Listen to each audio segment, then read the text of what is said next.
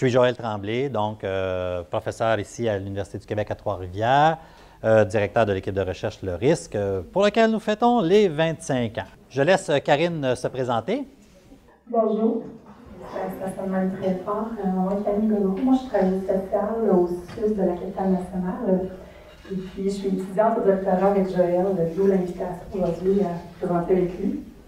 Co-dirigé avec Karine Bertrand. Nous avons une présentation qui concerne le rôle des membres de l'entourage dans le traitement des dépendances aux substances psychoactives, entre autres, mais aussi aux jeux d'hasard et d'argent, que nous allons présenter ensemble. Moi, je fais un premier bout sur qu'est-ce qu'on... je change les diapos avec ça, ça va aller bien. Bon, alors, ma section va concerner quels sont les constats, pourquoi inclure les membres de l'entourage dans le traitement et comment le faire et qu'est-ce qui fait que ça fonctionne. Tandis que Karine va parler par la suite. Moi, je vais plus m'intéresser à l'implantation. Si vous avez le goût de rénover dans le fond des services aux membres de l'entourage, vous avez le goût d'en partir.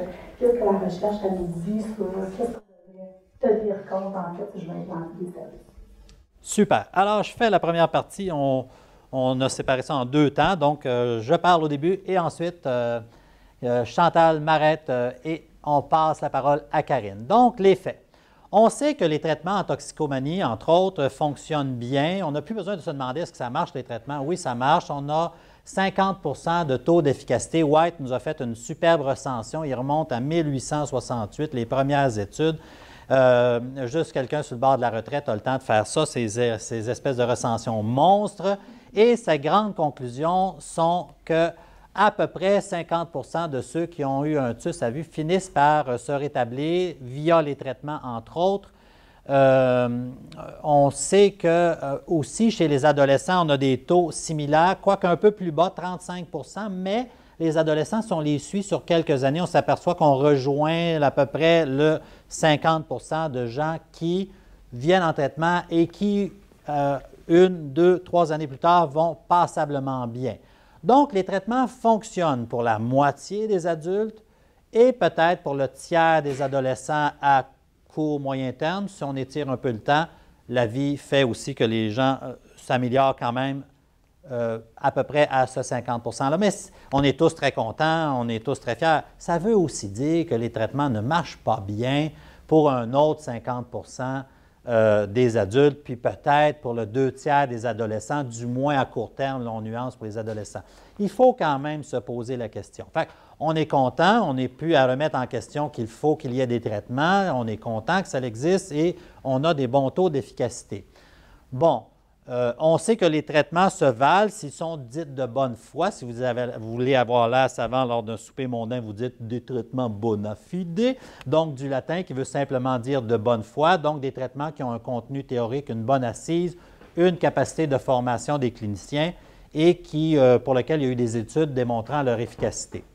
On a toutes sortes d'idées sur comment améliorer nos traitements. Entre autres, il faut les adapter à la chronicité, améliorer la pharmacothérapie, comme l'a si bien dit le docteur Bordeaux. On a beaucoup d'études qui portent sur les qualités des intervenants, la façon d'organiser nos services, le suivi post-traitement est très, très important, l'instauration d'évaluation en continu sont tous des stratégies que l'on sait qui vont nous aider et qui nous aident à améliorer l'efficacité de notre taux de 50 % si on veut l'augmenter. Ce sont différentes avenues qu'il faut viser. Et il y en a une qui est très importante aussi, qui est le recours aux membres de l'entourage. Grosso modo, on ne recourt pas suffisamment aux membres de l'entourage dans l'intervention auprès des personnes ayant des difficultés avec l'alcool et les drogues, alors que les études nous démontrent que ça améliore l'efficacité. Donc, que peut-on faire avec les membres de l'entourage? On peut travailler avec eux pour augmenter la demande d'aide. Donc, on peut travailler avec eux lorsque dans leur environnement, il y a une personne alcoolique toxicomane qui ne veut pas changer, ne veut pas entrer en traitement. On sait que travailler avec les membres de l'entourage seul, la personne toxicomane ne vient pas, elle ne veut pas venir. On sait qu'on a un taux d'efficacité très élevé pour aider la personne à entrer en traitement.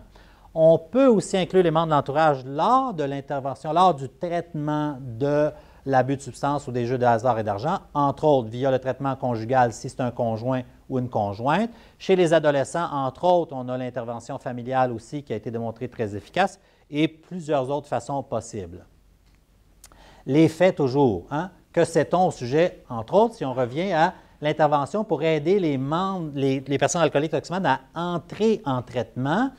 On sait qu'on peut engager en traitement près de 2/3 des personnes alcooliques toxicomanes lorsque le membre de l'entourage vient en traitement. C'est quand même pas rien parce qu'on parle de personnes qui, au départ, disaient « Non, non, non, ça ne m'intéresse pas, moi, je veux pas réduire, je ne veux pas aller en traitement, je ne veux rien savoir à ce sujet-là. » Et lorsque le membre de l'entourage vient en traitement, on réussit à avoir un impact sur près du 2/3 des personnes alcooliques. Et chez les personnes qui abusent de drogue, on a des taux similaires. On a fait même une petite étude québécoise avec une étudiante au doctorat auprès de 24 conjoints ou conjointes de personnes abusant de substances diverses et étant fermement contre l'idée de changer.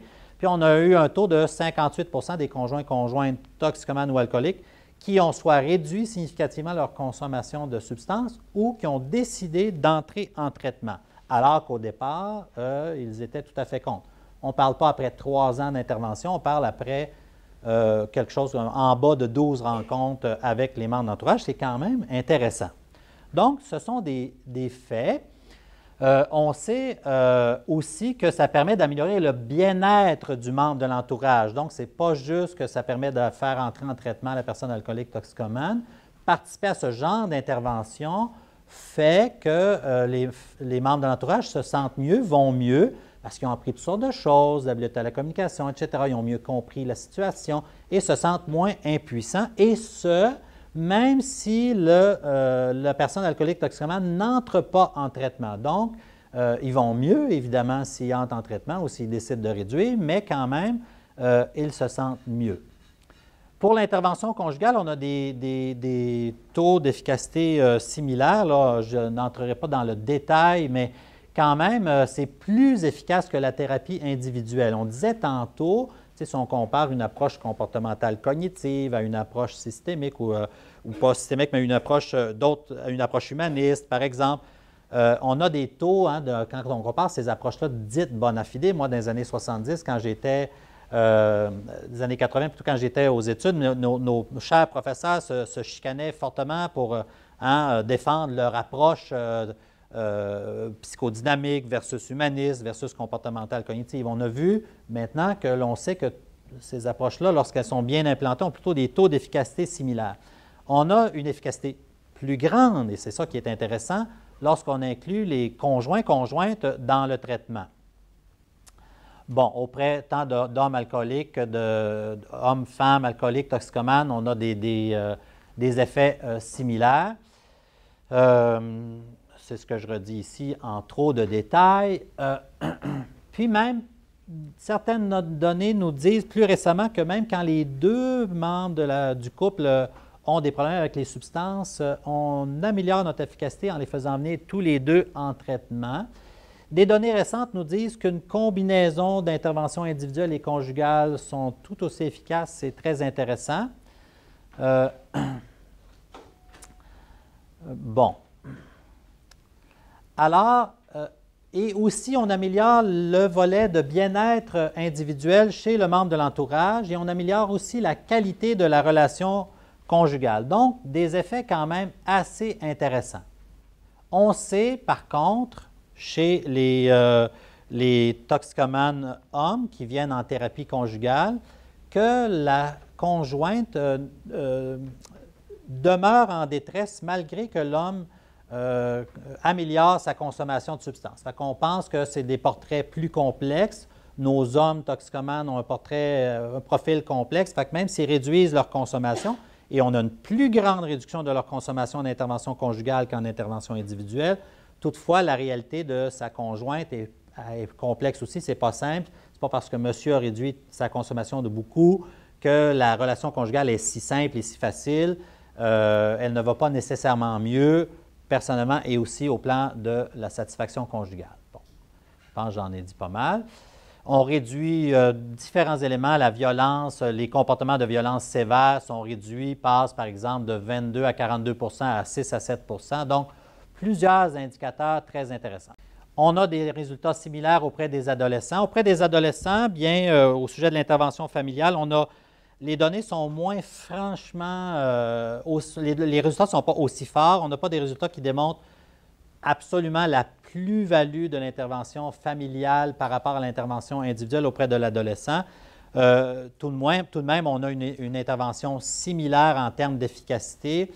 Donc, il y a intérêt aussi à implanter une intervention familiale. Pourquoi pense-t-on que l'intervention incluant les membres de l'entourage peut être bénéfique? On peut penser à deux forces de changement significatives chez l'être humain, que l'on connaît bien via les études de développement de l'enfant. Moi, je cultive des tomates en grande quantité. Quand on cultive des tomates, il faut savoir comment faire pousser notre cher plant de tomates. Il y a besoin de quoi? Quel type d'engrais, quel type de chaleur, etc. C'est la même chose pour l'être humain. Quand on soit des humains en rencontre, bien de connaître les fondements du bon développement d'un être humain, c'est une bonne idée. Et les études développementales de cohorte à long terme chez les enfants sont très intéressantes à ce sujet-là. Elles nous apprennent ceci. Entre autres, que la première force de développement chez l'enfant qui fait qu'un enfant va bien, c'est qu'il y ait un lien fort, un lien d'attachement important à des personnes significatives. On est assez d'accord avec ça. Par contre, bon, le mot contrôle peut être peut-être mal choisi, mais on sait aussi que les enfants qui se développent bien sont des enfants qui vivent dans un environnement structuré, dans lequel il y a des règles constantes que l'on peut prédire, adaptées à son niveau de développement, à sa phase développementale. Et que les meilleurs modèles parentaux sont ceux qui combinent ces deux éléments-là. Un attachement fort combiné à une discipline constante. Alors, si vous étiez un petit enfant dans les mains, une âme dans les mains de l'Éternel, et qu'il doit vous envoyer sur cette terre et qu'il vous dit « Ah, pauvre toi, je suis en rupture de stock, alors j'ai plus de bons parents là, qui sont à la fois aimants et à la fois t'encadrant bien. Je vais être obligé de t'envoyer auprès de parents qui sont soit très, très, très aimants, mais mous comme de la guenille, tu vas faire ce que tu veux avec, tu vas avoir du fun. Ou au contraire, tu vas avoir des parents très structurants, mais froids comme tu ne peux pas croire. Alors, si vous aviez à choisir, combien choisirait d'aller vers des parents très aimants, mais mous comme de la guenille? Combien irait vers des parents structurants, mais frettes comme de la glace? Peu. Alors, ce que l'on sait à ce sujet-là, c'est que lors, évidemment, des premiers jours et semaines de vie, évidemment, un attachement fort est très important. On connaît tous très bien l'hospitalisme de Spitz, les petits-enfants dans les orphelinats qui se laissaient mourir parce qu'il n'y avait pas de figure d'attachement stable. Donc, on sait que l'attachement, fondamentalement, est le plus important et vous avez raison d'avoir choisi ce choix. Par contre, ça va vite vous nuire parce que ce que l'on sait, c'est que par la suite, les enfants qui vivent avec des parents ayant un fort attachement mais peu de discipline, ces enfants-là, plutôt, se développent moins bien que ceux qui sont avec des parents ayant un fort encadrement et peu d'affection. Qu'est-ce que ça nous dit? Ça nous dit qu'auprès de nos toxicomanes, on néglige les membres de l'entourage, mais au fond, les membres de l'entourage prodiguent ces deux éléments-là. Ils sont des figures d'attachement importantes. Ils ont un lien fort que nous n'avons pas avec les personnes alcooliques, toxicomanes ou joueurs pathologiques. Une tâche à notre ego, mais c'est la réalité. Nous avons un poids émotif beaucoup moins important dans la vie de ces personnes-là. De plus, ils encadrent très souvent les personnes alcooliques, toxicomanes ou joueurs pathologiques en mettant des limites, en mettant des règles, en faisant toutes sortes de choses qui ont un effet d'encadrement social extrêmement intéressant. Pourquoi négliger ces sources d'aide si importantes? Toutes sortes de raisons que vous pourrez lire là, quand je vous laisserai ce PowerPoint-là, mais qui vont dans le sens de ce que je dis. C'est sûr aussi que les membres de l'entourage sont aussi des personnes souffrantes et que, comme dans le verbatim de gens qui ont participé à notre étude d'intervention conjugale en jeu pathologique, elle dit « c'est beaucoup mieux l'intervention conjugale. Via une intervention, vous faites double coup, vous aidez 2 personnes. » Donc, voilà. De plus, elles sont là au quotidien et peuvent agir au quotidien avec la personne. Alors, nous autres, on les voit 1 heure par semaine. Eux, elles sont là tous les jours, tous les matins. Elles peuvent faire un petit commentaire le matin, le soir. Lorsque vient la tentation, elles sont là et peuvent faire quelque chose. Bon, je passe ces quelques diapos pour nous emmener aux éléments que l'on sait qui sont cruciaux dans de multiples interventions incluant les membres de la famille. Tout d'abord, le simple fait qu'ils soient impliqués dans l'intervention, nous savons que ça augmente l'assiduité aux rencontres. D'être présent aux rencontres, nos joueurs pathologiques, dans notre étude récente là, pour laquelle on analyse les résultats actuellement, disent pour la plupart, si je n'avais pas été dans l'intervention conjugale, j'aurais abandonné le traitement. C'est une donnée que l'on connaît très bien en jeu d'hasard et d'argent. Les traitements marchent, mais les joueurs n'y viennent pas ou les abandonnent. Alors que lorsque la conjointe a dit « Bien, viens-t'en, mon Joseph, on s'en va ce soir à notre rendez-vous. » Alors, bien, Joseph vient au rendez-vous avec sa conjointe parce qu'il y a un fort attachement à sa conjointe et elle le structure, met une certaine routine, certaines règles, et ça fait du bien. On va aider les membres de l'entourage à augmenter les échanges positifs. Souvent, dans ces climats-là difficiles, ils ont arrêté d'être fins. On le comprend, ils ont le voyage. Alors, on va les aider à être aimables, gentils, faire des choses agréables, ce qui est la nourriture affective favorisant le changement. On va aussi les inviter à cesser le dénigrement, qui est très puissant. Hein? Si je vous dis « Hey, sans dessin, viens donc m'aider », il y a peu de chances que vous veniez m'aider, alors que si je vous aborde gentiment, il y a plus de probabilité que vous participiez à la tâche que je demande. Donc, on va simplement les aider à cesser de dénigrer. Je me souviens dans notre étude auprès de conjoints de joueurs de toxicomanes, avec une personne, ça a été l'élément majeur. Ça nous a pris plusieurs semaines à l'aider à accepter de cesser d'attaquer son partenaire. Puis quand elle a cessé de l'attaquer, ça l'a déculotté. Lui ne savait plus où se mettre. Il se demandait, tu me dénigres plus, tu m'attaques plus, tu ne me traites plus de tous les noms de la terre. Et ça a été l'élément clé qui fait que monsieur s'est engagé dans le changement.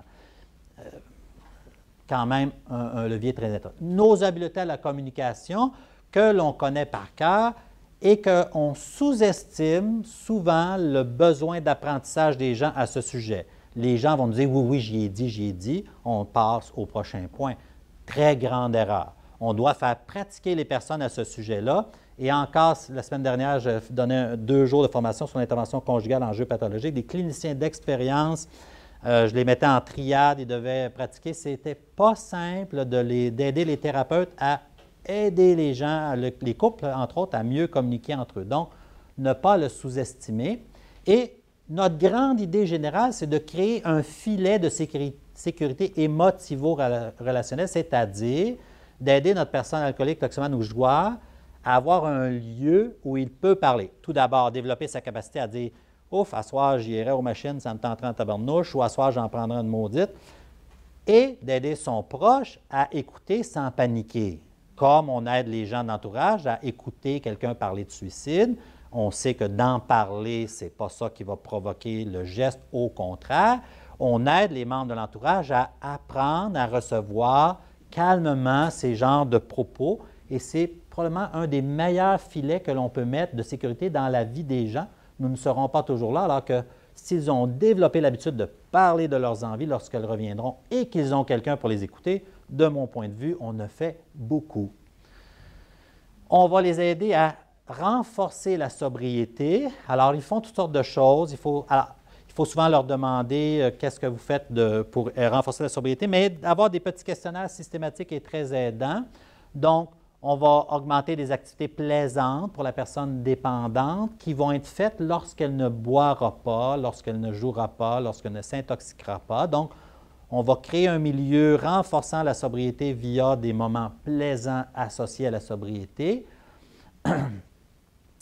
Et on va cesser de renforcer l'usage de substances. Les gens, ce n'est pas pour nuire qu'ils font ça, mais ils renforcent l'usage de substances ou de jeux d'hasard et d'argent. Donc, on va les aider via des questionnaires très élaborés, entre autres, à cesser de renforcer les comportements d'usage ou de consommation en évitant toute culpabilisation. On ne leur dit pas que c'est de leur faute, c'est l'autre consomme. Pas du tout. C'est que comme si j'ai quelqu'un de diabétique dans la maison, je vais manger moins de sucre, mais ce n'est pas parce que je ne suis pas correct que j'ai sorti un gâteau au chocolat, mais je n'y ai peut-être pas pensé. Donc, tu vis avec quelqu'un de particulier, il va avoir donc des comportements particuliers. On va retirer les moments plaisants aussi suite à une consommation à plus long terme, puis on va laisser vivre les conséquences naturelles, c'est-à-dire je vais cesser de l'abrier en autant que ça ne mette pas en danger la famille. Je ne vais peut-être pas appeler l'employeur le matin pour dire que mon chum a une gastro. Je vais peut-être lui dire, bien, lève-toi et appelle-le. Puis s'il a parqué son char dans la cour du voisin, puis que le voisin ne peut pas sortir pour aller travailler ce matin-là, je vais peut-être lui dire, ben, habille-toi mon grand, puis va sortir le char. Tu sais?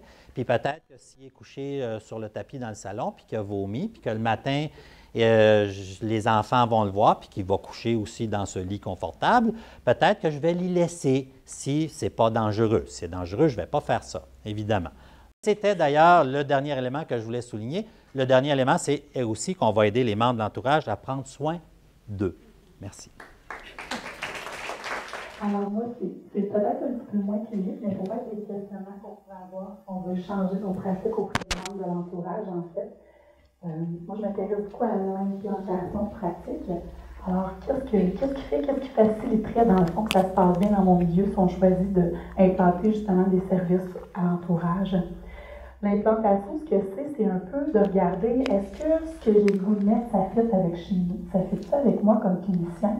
Ça fit-tu avec mon milieu de travail? Comment qu'on est? Ça fit-tu peut-être aussi avec ma population? Les gens qui sont dans mon milieu, ce qui existe déjà comme programmation auprès des familles, tout ça, puis des besoins, est-ce que c'est un bon match, en fait? C'est un petit peu plus ça, l'implantation de programme. Dans le fond, l'implantation, c'est beaucoup que même si on part d'un programme bien fait, bien organisé, bien structuré, ça n'aura pas toujours l'impact dans le même milieu parce qu'on n'est pas tous pareils. Oui, la recherche va faire des essais contrôlés, randomisés, des cliniciens qui ont peut-être 20-25 ans d'ancienneté et d'expérience, mais ce n'est pas tous les milieux à quoi ça ressemble. Donc, même si je pars des données de recherche, ça ne veut pas dire que chez nous, ça va ressembler à ça. Ça peut avoir des meilleurs résultats, peut-être des résultats similaires, peut-être un peu moins bien, mais peut-être d'essayer de se questionner puis de comprendre qu'est-ce que je peux mettre en place chez nous pour que ça fonctionne bien. Par exemple, ça c'est vous. En écoutant Joël dans sa conférence, de dire « Hey, ça a l'air intéressant ce programme-là ». Fait que moi, je pars, je m'en vais dans mon milieu, puis je me dis « Écoute, Joël disait qu'il implantait des trucs en thérapie conjugale, justement. J'ai un ami dans ce centre de réadaptation-là, on a fait l'école ensemble, je vais l'appeler. Il va m'envoyer le programme. » Mon ami, justement, il m'envoie ça, je l'étudie, je regarde, c'est un truc de thérapie de Joël. Il n'était pas dans le projet, mais il avait l'air intéressant. Et puis là, je me dis, bien, chez nous, je vais l'implanter. J'ai lu, c'est bien intéressant, j'ai écrit des choses, c'est assez spécifique. Hein? Je regarde ce qui se passe, comment ça en va. Puis finalement, je me rends compte que ça ne marche pas vraiment avec mes clients. J'ai beau essayer, j'ai beau suivre les thèmes, mais tout ça pour dire, bien, regarde, là, les projets à Joël, moi, je ne botte ça en dehors de mon sens, c'est pas très efficace. Mais tout ça pour se rendre compte que peut-être qu'il y avait de la formation, peut-être qu'il y a des prémices, une façon d'aborder les choses, puis de ne pas avoir eu cette formation-là, ça fait en sorte que l'impact, ça ne s'est pas rendu jusqu'à mes clients. C'est un peu ça l'implantation. Je prends votre collègue d'à côté, qui écoutait la conférence aussi, qui appelle son ami qui, lui, était dans le projet à Joël. Puis quand jasant, il dit, bien, c'est pas pire, c'est intéressant. Nous, chez nous, dans notre milieu, la partie sur la violence, on la fait pas. Parce que l'infirmière qui fait le dépistage, elle fait d'éducation à la violence dans le programme, puis c'est quelque chose qu'on a mis de côté. Donc, comme clinicien, il disait, c'est pas pire, mais moi aussi, nous, on a des habiletés de communication dans nos programmes de préparation à la thérapie. Fait que je vais enlever la communication du programme. On a des conférences de 45 minutes, donc ça va être réglé, ça va bien se passer. Ça, pour se rendre compte que dans l'intervention, nos clients, ça ne s'améliore pas malgré le programme. Mais c'est que des fois, dans les programmes, il y a des modules qui sont vraiment nécessaires. C'est ça qui est catalyseur dans l'intervention. Et des fois, peut-être dans nos programmes, lui aussi, il va le programme dehors, mais l'implantation, c'est un peu ça. Qu'est-ce qui est vraiment nécessaire, essentiel, dans quel ordre, c'est quoi les prémices? C'est un peu toutes les questions qu'on devrait se poser pour que ça puisse avancer. Puis des fois, on n'est pas toujours au courant de ça, on va regarder la recherche, les programmes, mais c'est un peu ça la science de l'implantation, de s'assurer mon milieu, le fit, qu'est-ce qu'il y a dedans, qu'est-ce qui est essentiel. Donc, ça c'est pour peut-être plus les chercheurs, qu'est-ce que j'ai regardé? J'ai regardé tous les programmes qui avaient été beaucoup évalués, puis que là, on regardait peut-être dans des milieux d'implantation, qu'est-ce qui était plus spécifique, ou au contraire, quand ils regardaient plusieurs milieux d'implantation, qu'est-ce qu'ils pouvaient nous donner comme recommandation. Il n'y a pas de grand consensus, dans le fond, pour ce qui est des proches et de la dépendance. Souvent, on va regarder l'efficacité des programmes, mais moins dans l'implantation. C'est ce qui est un petit peu triste, parce que ça devrait être comment on le fait dans nos milieux, comment il se rend. Mais bon, j'imagine que c'est une science qui est en remontée, alors on va espérer que ça s'améliore. Fait que c'est peut-être plus des pistes de réflexion. Ce que je devrais vous dire, vous devriez plus le voir comme un questionnement plutôt qu'un fait réel, en fait, parce qu'il n'y a pas assez de recherche. Donc, est-ce que ça peut être efficace pour mon contexte? Est-ce que c'est faisable? C'est le genre de questions que vous pourriez vous poser. Dans le fond, quand on regarde l'implantation du Lac et du Pré, c'est dans le fond une façon qu'ils ont regardé toutes les étapes de l'implantation. Ils ont regardé plus de 500 recherches sur l'implantation de programmes, puis ont choisi un modèle avec qu'est-ce qui appartient à l'intervention, qu'est-ce qui appartient au milieu, avec différents facteurs qu'on devrait regarder. S'il y a des gens qui veulent implanter des choses pour Lac du Pré, c'est super intéressant. Sinon, j'ai mis une autre référence à Wendersman, parce que lui, il le fait dans le temps. Fait que souvent, j'imagine un milieu clinique va plus regarder c'est quoi ma première étape, ma deuxième, ma troisième, mais je préfère du relax, en fait. Alors, qu'est-ce qu'on devrait regarder? La première des choses, on devrait regarder à quoi ressemble ma clientèle, c'est quoi ses données, c'est quoi ses composantes, à quoi ça ressemble dans mon coin. Et puis, on devrait regarder aussi les intervenants. C'est qui j'ai sur le plancher? C'est qui va animer ça? Il y a différents facteurs de chaque côté. Donc, est-ce que les gens ils ont le goût d'avoir des services pour les membres de l'entourage ou pas? Si ils n'ont pas le goût, bien, je vais les approcher différemment. Puis, si ils ont le goût, ils sont super volontaires, je vais les approcher différemment aussi. C'est la même chose pour les intervenants. Si j'impose une nouvelle pratique et qu'ils ne sentent pas qu'ils ont le besoin, je risque peut-être d'avoir un peu de résistance. C'est des choses qu'on va regarder.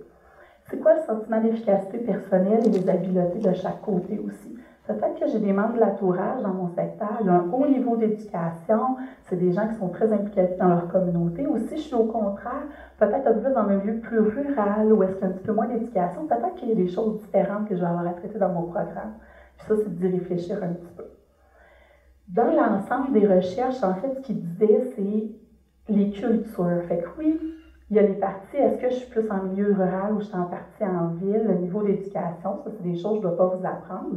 Mais une autre partie qui a regardé, c'est qu'il y a des aspects culturels ou des vécus culturels qui sont différents quand on travaille auprès des membres d'entourage de personnes qui présentent des troubles d'utilisation de substances. Par exemple, les communautés peut-être plus espagnoles, où est-ce qu'ils sont très très proches, grand-maman, grand-papa, la tante, la longue, tout le monde est beaucoup impliqué. Et souvent, ils veulent tous s'impliquer aussi. Donc, comment on va aborder ça? Comment on va organiser ça? Des fois, dans les milieux très défavorisés, il y avait des recherches qui nous parlaient comment les grands-parents étaient très utilisés aussi. C'est-à-dire que si j'ai des gens qui travaillent plus de soir, quand papa et grand-maman, c'est eux autres qui sont là le soir auprès des enfants. Donc, un ado qui consomme, la grand-mère, souvent, passe beaucoup de temps en contact aussi. Peut-être que c'est elle, c'est l'heure du midi, au retour de l'école, qui va être présente aussi. Donc, comment je pourrais peut-être réfléchir à est-ce que je peux offrir des services à ces gens-là aussi, ou peut-être pas juste le père et la mère aussi. Il y avait aussi des recommandations sur les besoins d'identification au programme. C'est-à-dire, bien, si j'ai beaucoup de pères, peut-être que d'avoir un animateur masculin, il y aura un avantage intéressant à réfléchir comme ça.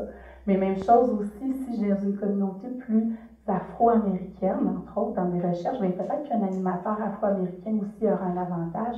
Dans le sens, je suis déjà obligée de sortir de chez nous. C'est déjà l'autre qui a le problème, puis c'est moi qui passe du temps là-dessus. Donc, au moins, de me sentir proche de la personne qui va être là serait intéressant. D'autres pistes aussi, c'est lorsque les facteurs de risque sont plus élevés, on se rendait compte, mais que les gens se rendaient moins au service. C'est-à-dire, si j'ai des jeunes ou des personnes qui consomment, en plus ont des affiliés, en plus ont des problèmes judiciaires, en plus ont des problèmes économiques, mais plus qu'on augmente le stress dans une famille, moins ils sont faciles à rejoindre. Ça s'explique bien. Dans le fond, j'ai déjà beaucoup de problèmes, c'est déjà difficile le soir, pendant que je travaille un peu plus.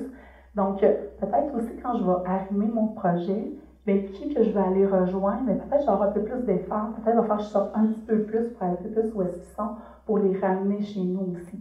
Parce que les gens qui se rendaient plus comme membres de l'entourage en service sont souvent ceux qui étaient en début de processus de difficulté, ceux qui étaient rendus plus loin se rendaient moins facilement. Donc, comment je vais rejoindre les gens, ça va être intéressant. Besoin de s'adapter à la réalité des participants, c'est-à-dire, bien, Peut-être que j'ai des gens, entre autres en milieu rural, bien, ce qu'ils faisaient, en fait, ils disaient, bien, les gens ont déjà beaucoup de transport à faire, c'est déjà difficile. Bien, ils prenaient les services, au lieu de les placer au centre, ils les plaçaient à l'école. Le soir, après l'école, on a fait le souper, la famille restait, on faisait le programme avec la famille. D'autres personnes vont se dire, bien, peut-être que je vais me rendre un peu plus proche de l'église la fin de semaine, parce que les gens sont plus là, c'est là qu'ils vont se rejoindre. D'autres personnes disaient, bien, si je m'intéresse à des jeunes parents, puis chez nous, socio-économiquement, c'est difficile, bien, je vais offrir la garderie en même temps, parce que c'est des gens qui n'auront pas de gardienne, qui n'auront pas de service de garde aussi pendant mon programme. Donc, d'avoir peut-être le réflexe de réfléchir à les gens qui vont venir chez nous, quels besoins ils pourraient avoir pour enlever les barrières et qu'ils se rendent effectivement. Pour les intervenants, il y avait beaucoup d'enjeux au niveau de la création des alliances. Les membres d'entourage, ils ont déjà beaucoup de difficultés. C'est déjà pas facile pour eux autres d'aller chercher de l'aide pour quelqu'un d'autre. Ce qu'ils disaient dans la recherche, c'est que passer la 3e rencontre, si l'alliance n'est pas faite, les gens ne venaient pas en service. Et que les intervenants mentionnaient comment entre la première, la 2e rencontre, il fallait vraiment qu'on ait créé un lien avec le membre de l'entourage, sinon il ne restait pas. Puis quand l'alliance elle était présente et elle était forte, il y avait directement un lien sur la diminution de la consommation et également aussi le fait qu'il reste en service. Donc c'était essentiel, c'était rapide, il fallait vraiment que l'alliance soit rapidement présente pour que les membres y restent. Une des stratégies que les gens disaient, puis qu'il y avait comme recommandation, c'était de les rejoindre d'abord avant le groupe dans leur milieu, d'aller à la maison, à la limite d'aller sur l'heure du dîner au milieu du travail, d'aller rencontrer les gens avant le groupe chez eux, de créer un premier contact. Donc la barrière était peut-être moins difficile après pour venir en intervention de groupe. Créer des routines et des moments de disponibilité. Donc comment le programme est toujours au même moment, puis que dans le temps, il y a une continuité.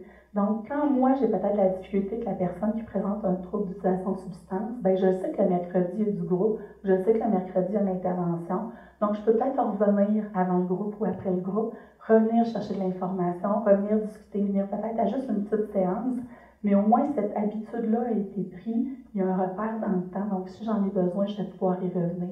Donc, de garder peut-être cette routine ou cette structure-là. Pour les intervenants, ce qu'ils mentionnaient, c'est que dans le choix de l'intervention, ça prend du temps. Ça prend du temps pour se préparer à une nouvelle intervention. Ça prend du temps sur comment la durée de cette innovation-là va embarquer dans ma pratique, comment je vais être accompagnée, veux pas. Puis aussi d'utiliser leur expertise. C'est-à-dire, des fois, les programmes d'innovation ou les guides de bonne pratique vont arriver tout complets, mais moi, je la connais, ma population locale. À quelque part, comment je pourrais rajouter peut-être une séance sur comment choisir une bonne gardienne quand on a un trouble d'utilisation de substance comme maman. C'est quoi je devrais avoir comme repère à qui je laisse mon bébé? Peut-être que moi, je ne le sais pas, puis je suis peut-être dans un réseau parce que c'est très complexe. Peut-être que ça, dans ma réalité de milieu, serait intéressant. Il y avait d'autres qui disaient, bien, l'emploi, l'école, c'est très, très difficile pour les ados. Peut-être que cette fois-là, j'aurais besoin de rajouter quelque chose sur les services locaux. Donc, comment on pourrait utiliser cette expertise-là pour que, oui, il y a le programme, oui, il y a les guides de bonne pratique, mais qu'on tienne compte de la réalité locale et de l'expertise des intervenants. Une autre caractéristique dans l'implantation, c'est le programme en tant que tel. Donc, à quel point il est compatible avec mon organisation, ma mission, nos valeurs, mais aussi qui peut être adapté en fonction de nos choses. Ce que les gens nous disaient, c'est qu'on devrait avoir comme intervenant des pistes claires sur la fidélité. Je vous remets au petit bonhomme du départ. Moi, chez nous, comme intervenant, oui, le programme y arrive, il y a peut-être 12 séances, mais c'est quoi les choses essentielles, puis à quel point il faut que je garde les choses. Par exemple, il y a un milieu qui avait mis en place un programme très, très structuré, des vignettes, de la pratique de communication. Les intervenants disaient, bon, c'est un peu bébé, ça. Quand on était formés, on trouvait ça bébé, fait qu'on l'enlève du programme. Puis on voyait les résultats déclinés chez la clientèle, mais il y avait une raison à ça, en fait. Donc, à quel point, moi, comme intervenant, je devrais avoir des guides sur qu'est-ce qui est essentiel dans ce que je fais. Comprendre la construction du programme, mais sur quoi ça se base? C'est quoi cette philosophie-là? C'est quoi les étapes? Pourquoi qu'on le fait en groupe ouvert? Pourquoi qu'on le met en groupe fermé? C'est toutes des choses, des fois, qu'on est formé à donner les programmes, mais moins la compréhension. Donc après, moi, comme intervenant, si je me retrouve avec, nous, on fait du groupe ouvert, le programme est fermé, on va le faire ouvert. Mais peut-être qu'il y a une partie de confiance essentielle dans ce programme-là. Si on ne l'a pas bien expliqué, compris, puis que je n'ai pas la référence, je vais peut-être faire des choix cliniques qui vont à l'encontre, dans le fond, de l'efficacité de cette programmation-là. Donc, s'assurer qu'on les comprend bien. Avoir du matériel de soutien lors de difficultés, je parlais de l'alliance. Bien, quand l'alliance ne marche pas après la première rencontre, bien, qu'est-ce que le programme pourrait m'aider puis d'avoir des alternatives puis des pistes pour aller plus loin. Même chose, si j'ai un trouble de position à la maison, peut-être j'ai une séance qui va parler du trouble de position et de la consommation, mais quand je suis mal pris après, là, puis ça ne marche pas avec le parent, et qu'on ait des plans B, des plans C, au moins des références claires qui sont pertinentes avec le programme pour quand moi je vais me retrouver avec le parent ou le proche en difficulté, je puisse aller plus loin. Prévoir les aménagements dans la mise en place du programme, c'est-à-dire, est-ce qu'on a assez de salles, est-ce qu'on a déjà réfléchi, les parents, les enfants sont séparés, le membre, là, oui, là, on est en couple, on est à cette place. Ça a l'air nono, mais c'est pratico-pratique quand tu commences, il faut que tu aies la structure fonctionnelle qui satisfait marcher. Si j'ai des groupes ouverts qui sont 25 à se présenter, le programme est pour 8, je fais quoi à ce moment-là? C'est quoi les choix que je vais faire comme intervenant? Je ne vous lirai pas tout ça. C'est les facteurs qui relèvent de l'organisation. Donc, dans une organisation qui ne va pas bien, qui n'a pas un bon climat de communication, mais de l'innovation, c'est compliqué. Si j'ose le réfléchir un peu, la recherche ne disait pas grand-chose là-dessus. Les pratiques, les processus, comment que on communique, comment qu'on s'organise, c'est quoi le soutien clinique que je vais avoir. Et l'autre, c'est l'affectation du personnel. Et ça, on a des recommandations. Je trouvais ça triste qu'en implantation, on parle beaucoup de champions locaux, mais en dépendance, je n'ai pas rien trouvé là-dessus, mais je me prends un petit aparté d'avoir quelqu'un qui est un peu une éminence grise, qui chez nous aime beaucoup l'innovation, que les gens vont choisir de suivre, que quand on a des difficultés, oui, il y a notre gestionnaire, mais on se retourne vers qui? Mais peut-être que cette personne-là, quand on va choisir d'implanter un programme, il faut l'avoir de notre bord, il faut qu'elle comprenne bien, puis c'est souvent par cette personne-là que l'innovation va se faire dans une organisation. Donc, quand on va implanter quelque chose, de le repérer, puis de l'alimenter, cette personne-là, et d'y faire de la relève. Parce que souvent, c'est la personne, quand elle quitte, que les choses tombent. Donc, oui, je la laisse implanter, mais j'y crée des petits amis pour qu'il y ait une relève. Il ne faut pas que tout tombe quand j'ai changé des choses. Pour les proches, pour l'entourage en dépendance, dans le fond, les recommandations nous permettent d'avoir des réflexions organisationnelles versus les besoins des clients, c'est-à-dire vraiment s'adapter comme organisation et comme service. De s'assurer d'avoir des alignements clairs entre l'organisation, les cliniciens et les personnes utilisatrices de services, pas qu'il y ait de pièges. Si moi j'ai des mamans avec des jeunes enfants, puis il y a la DPJ, puis il y a mon programme, que je l'ai réfléchi, qu'est-ce qu'on fait quand on sait que la personne va avoir eu des problèmes de laisser l'enfant peut-être dans le bain puis qu'elle va avoir consommé. Tu sais, que ça soit clair, que ce ne soit pas piégeant en fait avec nos ententes de service, qu'on ait réfléchi au départ, quand on choisisse quelque chose, que quand on est dans des zones grises ou de difficultés, il n'y a pas de piège, qu'on ne cherche pas à piéger personne, mais qu'on se soit clair pour tout le monde. Je n'ai pas à cacher à mon organisation des choses, ni à la DPJ, ni à mon membre d'entourage qui va être présent aussi.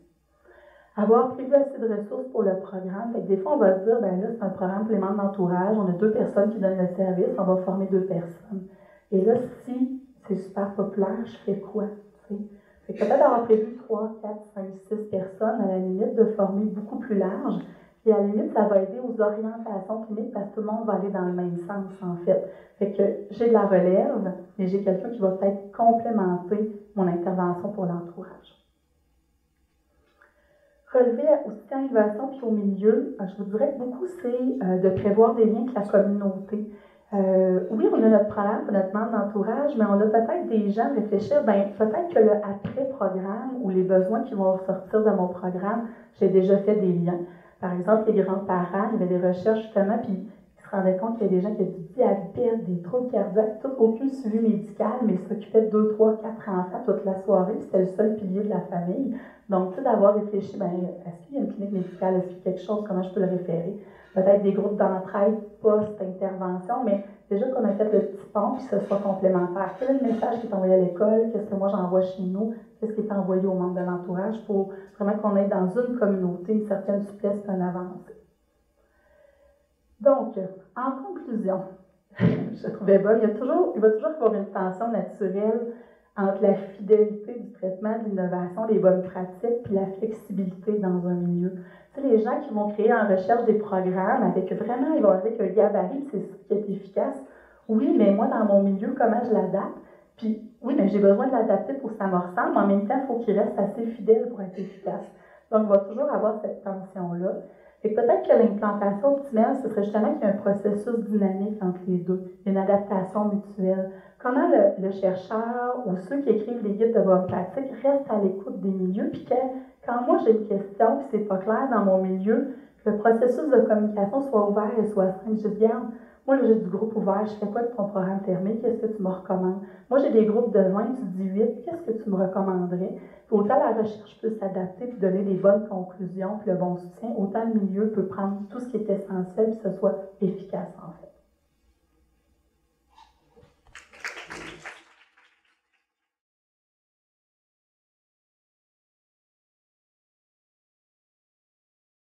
Oui, de façon générale, là, mais il faut quelqu'un de proche, dans la mesure du possible, qui vit avec, là, qui se côtoie un nombre d'heures suffisamment dans la semaine, ça augmente notre efficacité.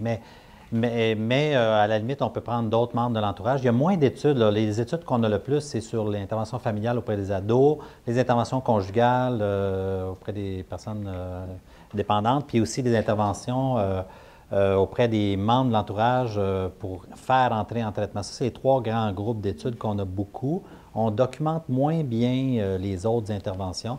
L'idée, c'est qu'il y ait qu'ils se côtoient suffisamment pour que que le membre de l'entourage puisse avoir un rôle, une implication dans le quotidien, là, le jour à jour. Tu voulais-tu ajouter? Toi, tu as non, mais pour le programme CRAFT, je ne veux pas te contredire, mais il y avait les parents quand même, que vu qu'il y avait un lien filial important, absolument. Ça avait vraiment un impact intéressant. Puis moi, je regarde, c'est sûr que c'est les troubles concomitants qui m'intéressent le plus, mais les parents, ils ont une influence vraiment importante aussi. Ah oui, mais les parents, il faut qu'ils côtoient. Tu sais, c'est des parents, soit d'adolescents, ça va, ils vivent avec, ou des parents même d'adultes, mais il faut qu'ils côtoient suffisamment pour que ça puisse être efficace. C'est sûr, s'ils ne se voient pas assez, ça ne va pas.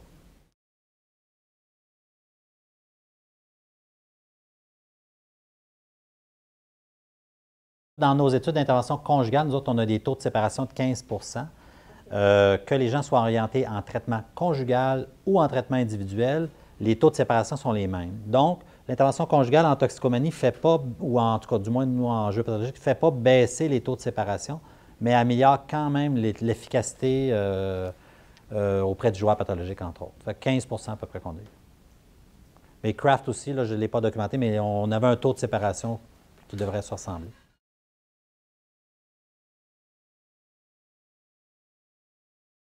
De mon point de vue, ça doit être les intervenants spécialisés en dépendance parce que ce n'est pas une thérapie de couple qu'on fait ici, c'est une intervention conjugale qui favorise à augmenter notre efficacité quant à la réduction de consommation et de jeux d'hasard et d'argent. Fait que l'intervenant doit être spécialisé dans... En tout cas, c'est un atout d'être spécialisé dans le domaine de la dépendance pour l'intervenant, évidemment. Entre autres parce que pendant l'intervention, il fait l'intervention au sujet des jeux d'hasard d'argent ou de la toxicomanie en présence de la partenaire, puis ensuite, il y a un volet aussi d'intervention conjugale qui fait. Donc, ce n'est pas de la thérapie de couple que l'on fait. Oui, c'est une forme, mais disons que ce n'est pas une forme classique, c'est vraiment une forme qui vise d'abord à réduire la consommation de substances ou de jeux d'hasard et d'argent, mais aussi à améliorer le bien-être de la partenaire puis la qualité de la relation. Donc, oui, ça devrait être des intervenants spécialisés en dépendance, c'est sûr.